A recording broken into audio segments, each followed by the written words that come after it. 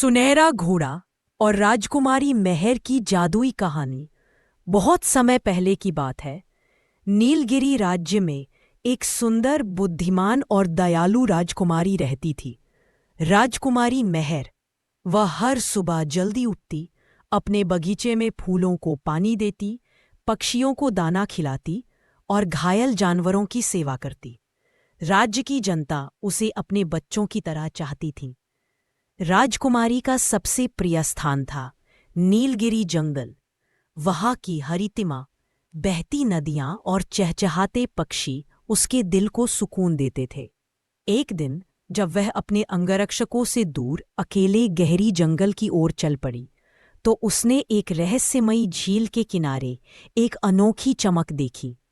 जैसे ही वह पास पहुंची, उसकी आंखें फटी की फटी रह गईं। वहां एक सुनहरा घोड़ा खड़ा था, ऐसा घोड़ा जिसे उसने पहले कभी नहीं देखा था।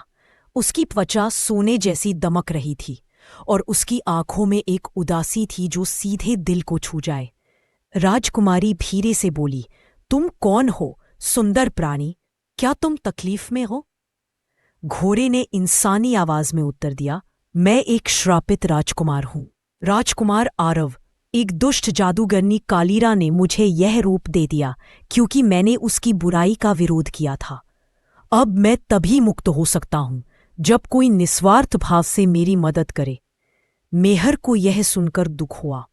उसने घोड़े को प्यार से देखा और कहा, मैं तुम्हारी मदद करूंगी, ये मेरा वादा है। राजकुमारी मेहर सुनहरे घोड़े को अपने साथ महल ले आई। राज दरबार में सब हैरान थे, लेकिन मेहर ने घोड़े को राज नाम दिया और उसे एक विशेष अस्तबल में रखा। वह रोज उसके पास जाती, उसके लिए ताज़ा फल लाती और उससे बातें करती।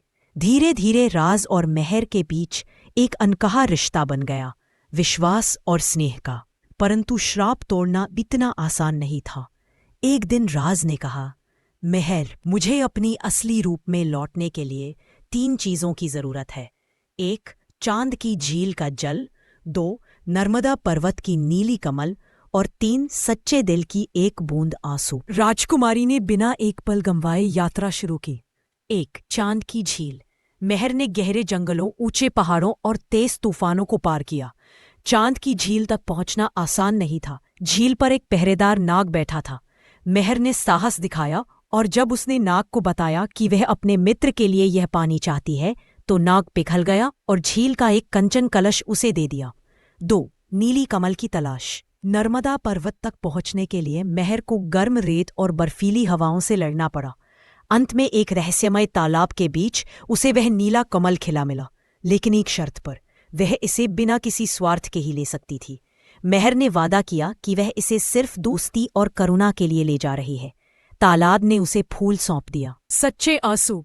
जब वह महल लौटी और राज को सब कुछ सौंपा, तो उसने उससे कहा, तुमने मेरे लिए इतना कुछ किया और अब आखिरी चीज चाहिए, एक सच्चे दिल की बूंद आंसू। राजकुमारी की आंखों में आंसू भर आए। वह बोली, मैं नहीं चाहती कि तुम पीड़ा में रहो। तुम मेरे सबसे अच्छे मित्र हो और शायद उससे भी ज्यादा। एक आंसू उसकी आंखों से गिरा और जमीन पर टपकते ही एक चमत्कार हुआ। सुनहरा घोड़ा तेज रोशनी में बदल गया और उसके स्थान पर एक सुंदर युवक खड़ा था, राजकुमार आरव, अपने असली रूप में। वह मुस्कराया, तुमने मुझे आजाद कर दिया मेहर। तुम्हारी दया, साहस और सच्चा प्यार मेरी मुक्ति की चाबी थे। राज्य में उत्सव मनाया गया। जल्द ही राजकुमार आरव और राजकुमारी मेहर ने शादी कर ली और दोनों ने मिलकर एक न्यायपूर्ण और प्रेममय राज्य की स्थापना की। और इस तरह राज्य की जनता आज भी अपने बच्चों को यह कहानी सुनाती है, सच्चा प्रेम, दया और निस्वार्थ साहस किसी भी जादू से बड़ा होता है। ऐसे ही कार्टून वीडियो देखने के लिए हमारे चैनल को सब्सक्राइब कीजिए।